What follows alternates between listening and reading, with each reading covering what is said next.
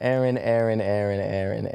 Okay, so my take is I definitely do think it's one of the most essential things to do as a person, but specifically speaking, as a man, to travel outside of America.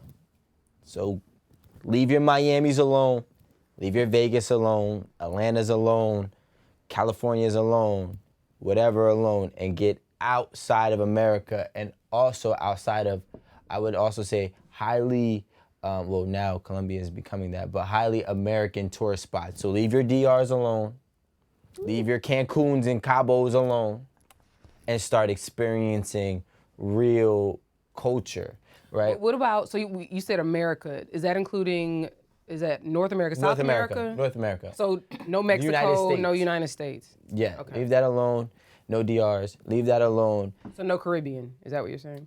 Not no Caribbeans, but DR is here's the thing. Anywhere I traveled besides Mexico, I've never been on a resort. Well, for the first time I was on a resort in DR. But out of all the places that I've traveled and the amounts of times that I've traveled, I don't stay on resorts. I don't like resorts either. I want to feel I want to feel the culture. With the people. I want to experience the culture. And with that being said, I think if you're a single man, it's very important for you to go outside the country and explore your options outside the country. This is about to get real. All right, hold on. Let me take a sip before I actually start going on. And you know I travel, so. But you travel married. It's different when you travel as a single guy. You know what I'm saying? Before I was married. Yeah, but it's different. A woman is different than a single guy when they travel. Trust me. I mean, unless women are doing all the crazy things that men are doing. Women don't do those things. Okay, well, you know what I'm saying. But so as a dude, right? So boom, I did not, and I've had good relationships in my life, right? Here. But I have never felt like a king or got true king treatment until I went out of this country. Where you're praised, especially as a black man, and we'll go forward with that later, but as a black African American man, one, I'm from America, and two, I'm black. It's like the world is yours whenever you leave this country. I can't say for every place, right? But for a lot of places. So like what? So our people can know like where they should be going. I mean, so I've been to Europe. I've been to cities? I've been to London. I've been to Paris. I've been to Barcelona. I've been to Ibiza. I've been to Cartagena. Hell, I mean, even Canada.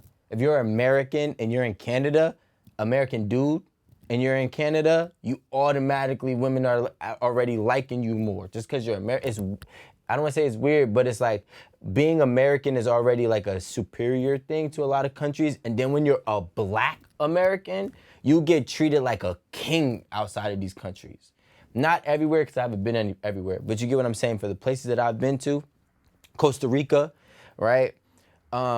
They treat you like a king, right? To a point where I was eating food one day with my joints, you know what I'm saying? And multiple at one time? My joints, and she, like, one of the girls grabbed the napkin and just started dabbing my face. And I'm like, what the hell? And she's like, no, you got something on you. I'm just cleaning you. I'm like, oh, all right. And then, like, she's just taking care, like, they pay so much attention to you as a man that when I moved back, or not moved, but traveled back to America, I was like, I'm not settling for any treatment less than this. I demand this treatment because I've experienced this treatment. And I believe that the culture of American women do not cater to their man. They don't want to cater to their man. They don't care to, from my experience. I'm not speaking all, right? They find it belittling. They find being submissive is a problem. But everywhere else that I've been to, and probably like the 12 countries that I've traveled to, that's what they do. So for you to, and for me, I will not tolerate anything less than what I've experienced at my best. It's like if I was driving a Lamborghini, I'm not gonna come back over here and say I want a Civic. I'm gonna say this, when I go home to Houston, I drive my '06 Honda CR-V, and it be moving. I'm just saying. That's because you gotta, because that's not your home, all right? That's my car. No, that's your old home, Erin. But you know, I'm saying when you experience better, you're not gonna when you experience better and you know you can still get that, you're not gonna settle for anything less than that. That's why, and here's the thing, a lot of women nowadays have experienced a lot of men showering them, so they're not willing to, you know, they're not willing to have a man that's not going to shower them. So I understand it, but now they gotta understand that they're not the only option too over here in America. Like, a girl who's an 8 over here in America could arguably be a 6 somewhere else.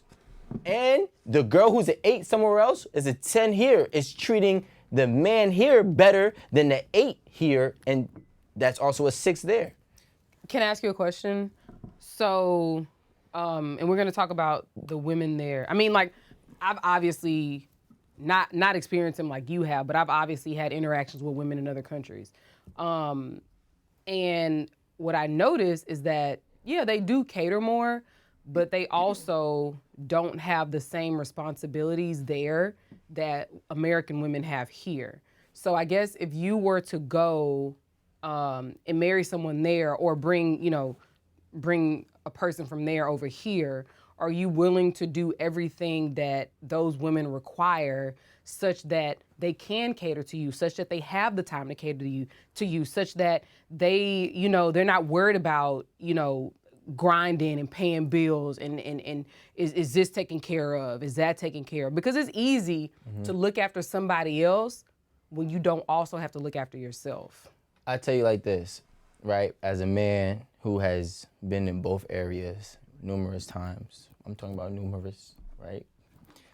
I can sit here and tell you what I personally believe. And mind you, I never traveled to these places by myself. I always went with at least a group of 4 of my homies, right? All of us, right? No man is willing. See, here's the thing. A man is expected to do everything that he has to do regardless for this empire, this fort, this house. If I dated an American girl here, I still gotta pay for this. I still gotta do this. I still gotta do that. And she makes money, and she don't gotta spend her money on us. This is crazy. But if it was me, I would rather pay for everything for someone who's going to treat me like a king and be less problematic and combative than to do all those same exercises for somebody who's still going to give me a problem, for somebody who's still going to go out there and possibly work and make her own money and decide not to contribute at all. I had a girl in Colombia told me that she said, I don't care if I was a server at a restaurant. Well, she said fast food, but she doesn't know that fast food doesn't have servers here. But she said she doesn't care if she was a server at a restaurant just to help out or not, and she's still at home. She would do whatever it is to keep us together. And I had a girlfriend who her mom was from DR, and her mom was from DR and her father was from Italy, right? And that's kind of how their relationship was. She was a first generation born here, right? The daughter? The daughter was. But the daughter had so many traditional values of her mother from DR that, like, everything, I didn't have to work. Plus, she had some of the American ways of working and the independence and I don't want to say independence, the ability to actually fulfill her potential. And she was exercising them and still maintaining the traditional values of catering and taking care of home. And that's what I believe is a perfect balance. And I feel like in America, there is no balance when it comes to a man seeking most women, in my opinion. There's no balance. It's either she wants all the money and you gotta, even though she makes all the money, you still gotta pay for everything. But come on, let's be realistic. And we always, and I told you last time. I'm being very realistic because I'm telling you, I've been around the world. I'm not saying, no, I'm saying realistic about what it takes in America. There are not many people who can exist without the income of the other person in the house. So there's not a lot of a man making X dollars, paying for everything, and the woman not doing nothing else for the house or him with her money. Let's be realistic. When you're talking about going and you're talking about marrying a girl overseas, that girl that's overseas doesn't mind working and paying and not considering you a roommate. she's considering you a partner, she's considering you a husband, and it's vice versa. Wait, hold on. I'm confused. So you're saying if you bring a woman, let's say from El Salvador, you bring one from El Salvador. She's gonna work. Bring her here. But a lot of the women there don't work. They are at home and they take care of the family. That's what they do. But this is what I'm trying to tell you. A lot of women that come to America work in America. Don't let this get misconstrued. I don't care what social media has to say. Women that travel from overseas that come to America work in America, and they bust their ass in America. And when they bust their ass in America and they have their spouse, they contribute to the household with their spouse. Nowadays, the American culture is trying to tell men that if a woman is paying half of the rent, that's not your boyfriend, that's your roommate. So the American culture of actually contributing as a partner to the household has now throttled down and become delusional versus somebody out there who already has to do whatever she has to do to take care of the house. They're going to come over here and do whatever they have to do to take care of the house here because those values are going to exist no matter where they are. Okay, so I'll give you for an example. Everyone knows I'm from Houston. Houston, we have a lot of Mexicans, a lot of Salvadorians, a lot of Guatemalans, so on and so forth. So these are a lot of the people with whom I grew up, right? Mm-hmm. And they have a lot of these traditions or traditional characteristics that you talk about. Yeah. All of my friends' moms, they stayed home. They took care of the family. They cooked the food. When daddy got up in the morning, she was up making sure he had breakfast. He was ready to go out the door, X, Y, and Z. So everything, they worked, but it was in the house. Yeah. She may have had a little hustle where she was sewing or, making dresses or so on and so forth. But those women were not contributing financially. So I can see why one of their daughters would be like, yo, if you want X, Y, and Z, then I want the lifestyle that my mom had. And my parents weren't, she was like, my parents aren't rich, but dad still did everything. He broke his back to support his family and to have his wife at home. Let's make this very clear. You're speaking from a position that when you were growing up, and let's just say it was 90s and early 2000s. First of all, at that time, statistics show one job could afford the house then. One job cannot afford a house in 2022, especially depending on where you're living. So I disagree. So the market is totally different. The market is nowhere near the same. So when we're talking about, when you're talking about today versus then, off rip, the cost, the living expenses to ratio of your working pay is nowhere near the same as it is in 2022. So now, yes, right now, it does take two people to actually realistically afford a home, right? Back then, one job, one decent paying job could afford the home. That did not happen today. I'll say this, most of my friends' parents were like, not at most, a lot were illegal. So they ain't had no regular job. They was out there hustling. Regardless, it wasn't no... Yo, I drive to the gym, and I have to cut on 21. For people that don't know, I drive to the gym, and on one main road in New Jersey, I watch every single day since the spring really hit, there's 3 to 4, I don't know what ethnicity they are. No, women. To do like that kind of work? 3 or 4 women trying to sell fruit. Oh, okay. I thought you meant something else. Right? So I highly doubt that those women, whatever fruit that they sell and whatever money that they make, and mind you, I'll be at the gym for 3 hours. So if I leave, I see them at 4 o'clock, I see them at 7 o'clock. I'm like, damn, they still here. They had to be here before 4, right? I highly doubt that those women make whatever money that they make and they keep it in their pocket and then they look at their spouse and say, you got to pay all the bills. And of course I doubt that. Why would that even? But this is what I'm trying to tell you. Those people that are doing that, I'm assuming that they're not born here, but I do know that ethnicity is not here, right? So I'm saying that when those women come from out of overseas into America, they're willing to work and contribute in the house. Why, as a man, which, I also believe that, speaking on race, African American women, I've been seeing that they don't want to be independent. They're tired of being independent. And men typically don't want to be independent either. We are very dependent creatures, right? I think both of us are very dependent creatures, men and women. Why would I want to take the burden on having to be responsible for everything, and you're still having the right to exercise all of your options to better yourself, and you're not willing to contribute to the house? But see, that's what I'm saying. That doesn't make sense. One, it doesn't make sense because it's not possible. The average person cannot have one job or one stream of income and support a house. So that's what I'm saying. For a woman to be like, she's not going to pay anything, it's kind of absurd. But anything, I'm not talking about like a 80-20 split either. And are we at a place today where women are either independent or submissive, meaning that being independent and being submissive women are typically not possessing both traits? I think it depends on whether you're with somebody with whom has the characteristics and the skill set so that you can give up some of your independence. That's the thing. There's a lot of this like submission talk.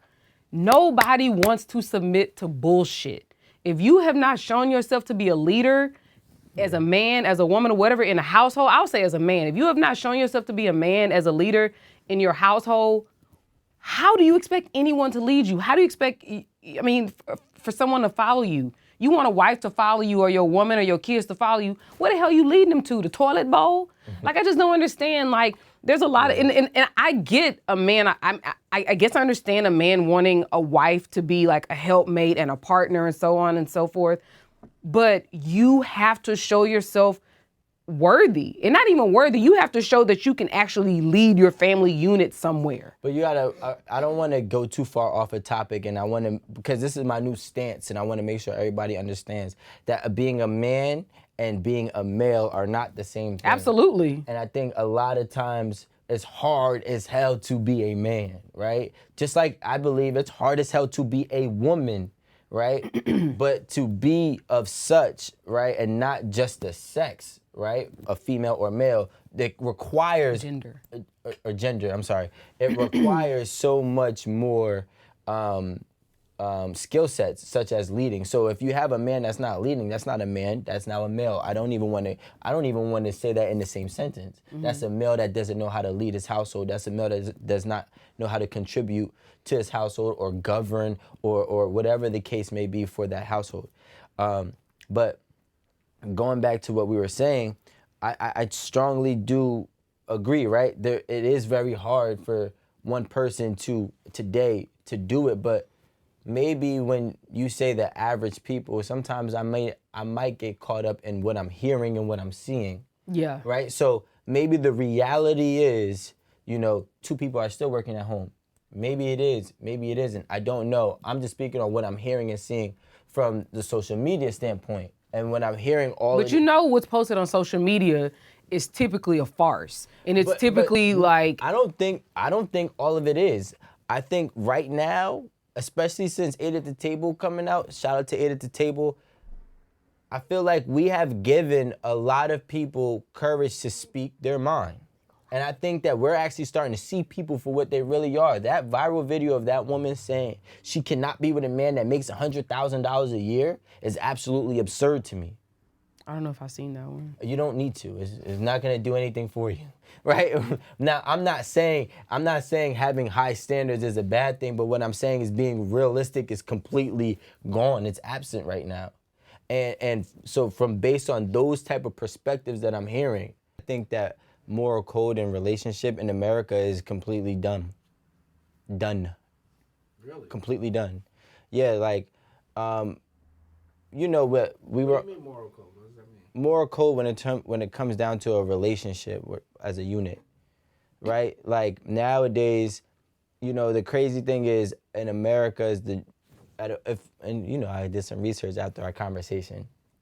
In America and also parts of Europe, by the way, but predominantly America has finance is amongst the top reason for divorces here and not anywhere else. So when you think about it, when I'm talking about moral code, now we're talking about money, right? Money's making people either see you as less or see you as more here than it is everywhere else. And this is why we have so many divorces and failed relationships in comparison to the rest of the world. I think it depends on what your marriage is based on.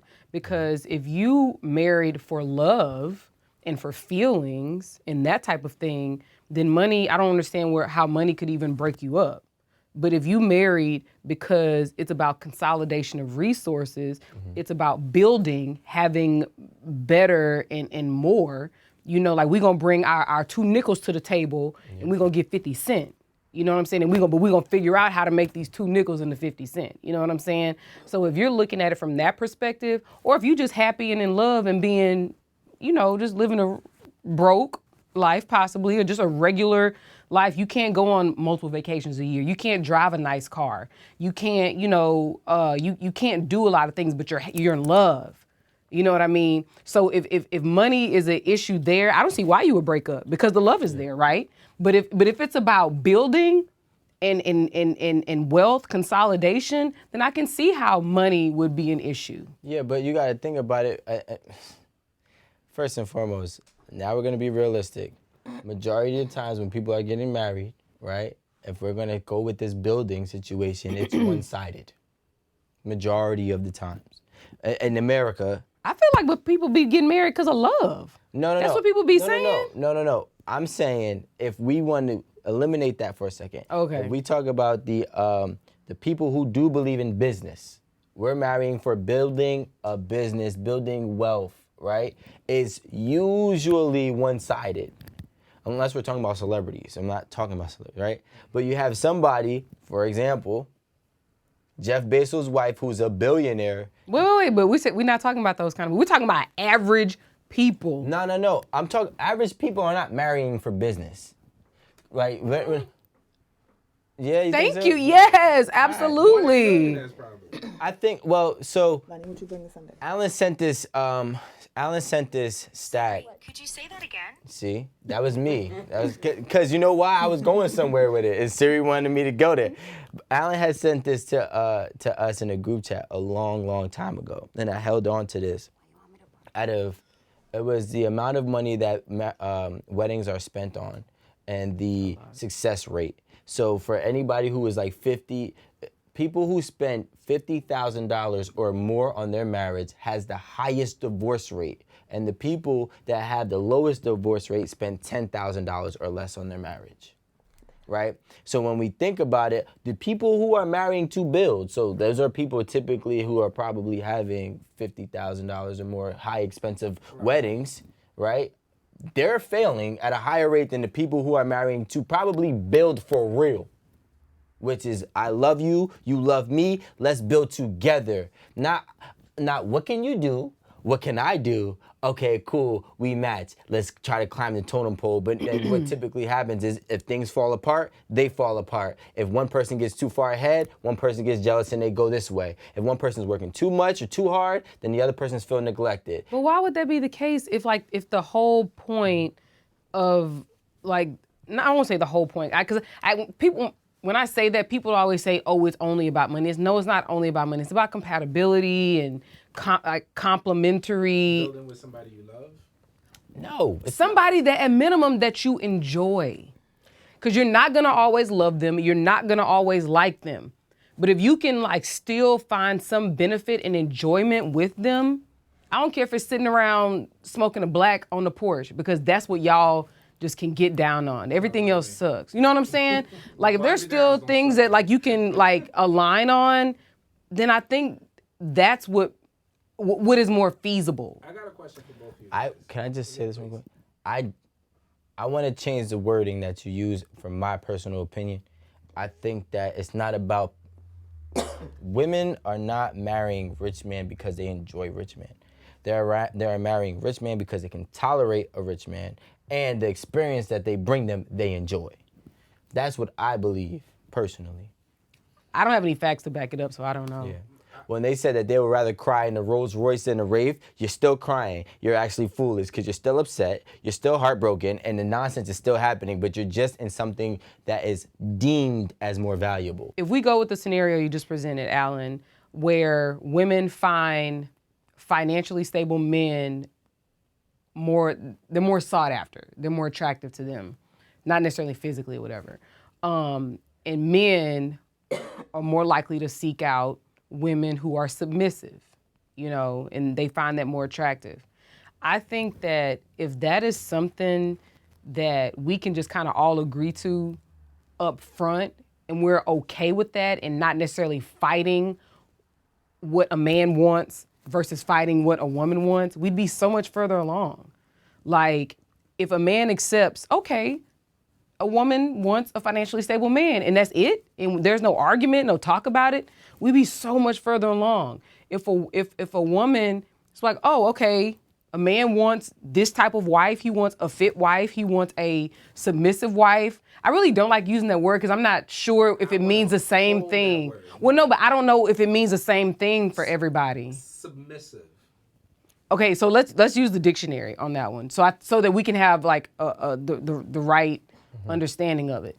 But I think if we just take that for what it is, and that these what people's expectations are, we'd be so much further along. Like, instead of fighting it. Yeah. You know what I mean? Like fighting it isn't gonna get you anywhere. If men want an obedient woman, cool. If men want a weak woman, a meek woman. That's how she really feels. Cool. I mean, but all those words are synonyms for weak. Not weakness. Submissive and... No. Meek. Oh, I said those words are synonyms for weak. I got a question for you, Rico. Yeah.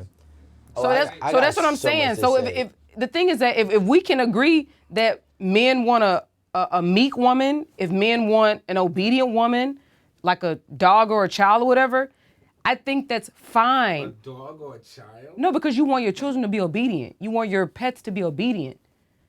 I'm just trying to paint a picture. I think that... Wait, do we not want children to be obedient? No, I'm not going to disagree. Independent thinking. You want... All right. Yeah. I'm just trying, and that's why I wanted you to read. That's why I wanted you to read the definition. But even I don't think that everybody's looking at it the same way. But I think, see, like, obedient. Sometimes we look at obedient. I'm gonna go right back into what I really, really want to say. But I'm gonna touch on that. Obedience is not a bad thing, because the crazy thing is people are obedient to the law, right? And they don't agree to the law, but you abide by the law, right? Mm-hmm. Okay, cool. Which is now. The person that you love, the person that loves you, the person that is willing to become one, a unit with you, you won't want to abide by? That sounds crazy to me. Now, going back to what we were saying, why do I think that men want a submissive woman? I believe women are ashamed when they want a financially stable person, because 85% of the world doesn't have money, or 85% of the country doesn't have money. So now you're arguing an unrealistic perspective or desire for what's real. You want somebody who makes $100,000 or more, and only 15% of them do that. And that's not even all men. That's 15% of all people that make $100,000 more in America.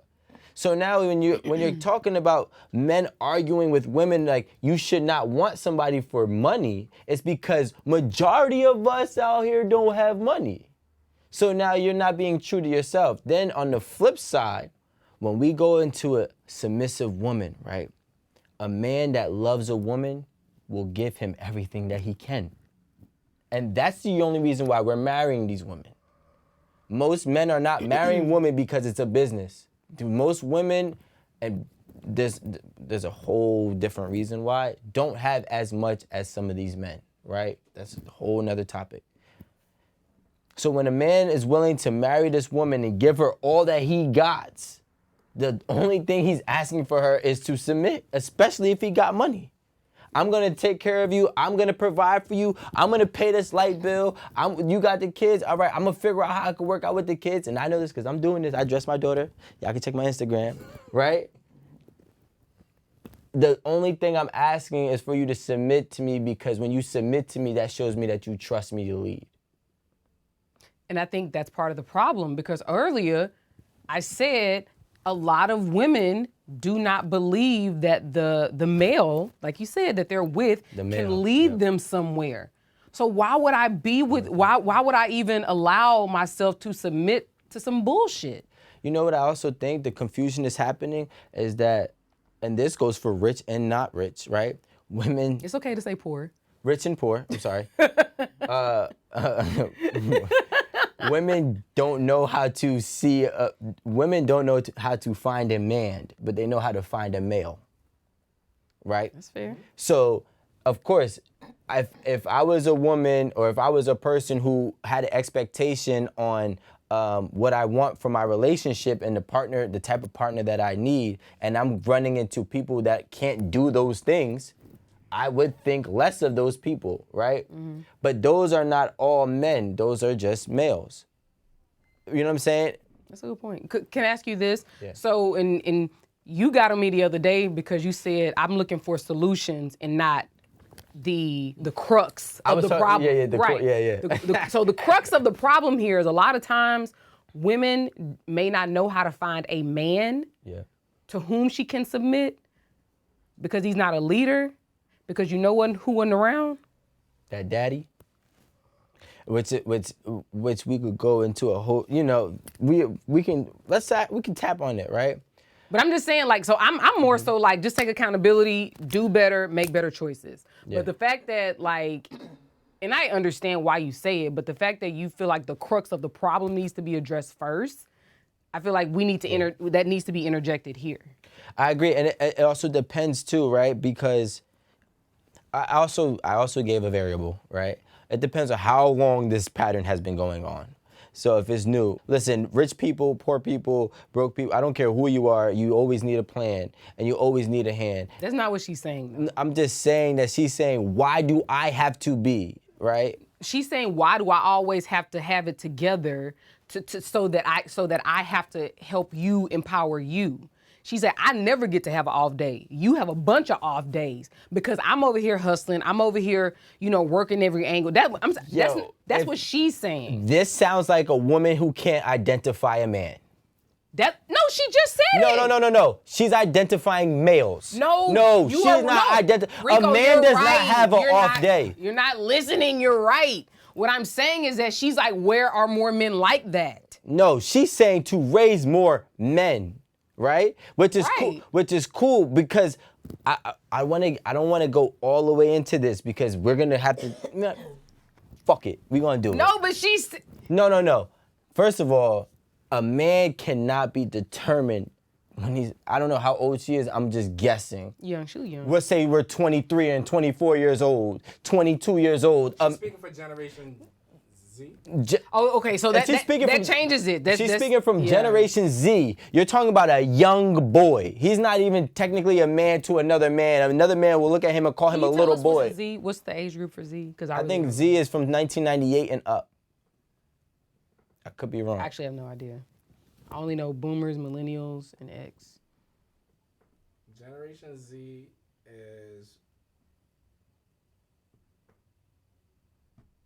born 97 to 2012.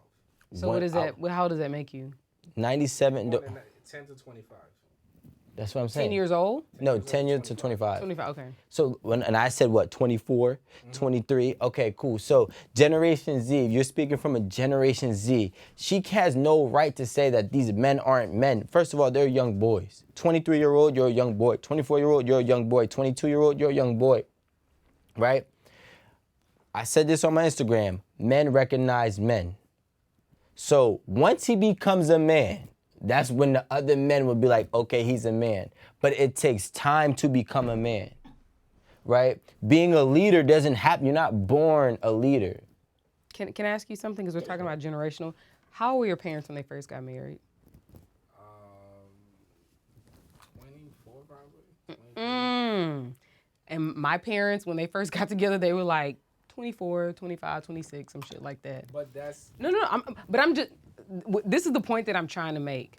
I understand what you're saying about age and about leader and this, that, and the other, but just 2 generations ago, people who are still alive, males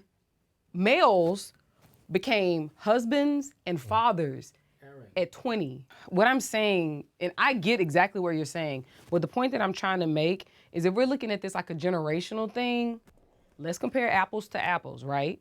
Because the generation that she called out, those men were husbands and fathers at like 22. If you're saying women should start, skip a whole phase, right? Because you're saying they should start preparing for marriage. Good topic. Should you Listen, skip your whole thing? Yes. listen. I disagree with that, but preparing for marriage, so you're saying these women should start preparing for marriage, kids, all that at 20, 21, right? Let's say you get out of college actually, if you're just preparing for like being a wife or whatever, fuck college, right? So you're gonna start preparing for being a wife at what, like 18, 19, 20. So if that's the case. So you're right? saying that a wife doesn't have to work? No, I'm saying fuck college. But if you're preparing to be a wife, you can still go to college You to can learn. you can still go to college. You can still go to work, but why would you waste that time?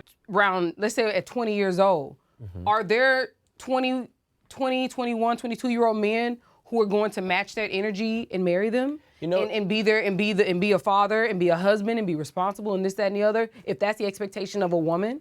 I tell you what I believe right now in the last 15 years, right? So let's go from 2007, women control the expectations on a relationship. So when you want to have a whole phase, guess what you're going to do? You're going to create more men to be less responsible for longer. Because why would I? Wait, you're saying the women control the men's actions? Yes, the women, what a woman decides to do in a relationship will control the expectations and the reactions of the man. So if women are having whole phases, right? Why would I try to be a husband when I can get what I want for relatively little to no effort? But why not? You want to be a husband. No. So why would you do that? Time out. Let me explain something to women, right? Let me explain something to women. Most men don't care to be married. We will get married, right? But we don't care. If I could be rich and have 100 women, most men would be like, okay, right? But we also know that it's not realistic. We also know that having a stable home and a great woman behind us or aside us, whatever, will actually help us get there sooner, right? So why wouldn't you want that? Because there's no woman in the market at 22 years old that is worth that. No. I'm asking why wouldn't you said if being married provides all these like positive things, why wouldn't you want that? Okay, the amount of women that are probably ready, willing, and want to stay in a marriage, and I'm guessing because we don't know, we're not 22, right? It's probably way less now than it's ever been prior. That would make sense. So why, if I'm a 22-year-old boy, why would I prepare to be a husband, a father, and a kid, and the person I'm gonna be a husband and a spouse to, and really the father of a child? Why would I do these things and prepare to be these things, and there's nothing in the market for me to prepare for?